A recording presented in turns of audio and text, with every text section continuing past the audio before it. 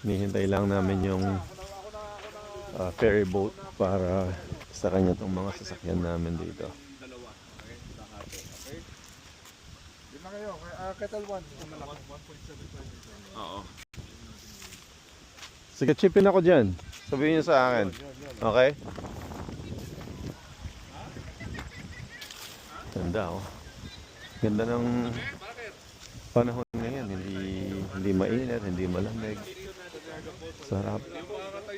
Doon. Yan. Sarap. Punta ako wala sa picture doon.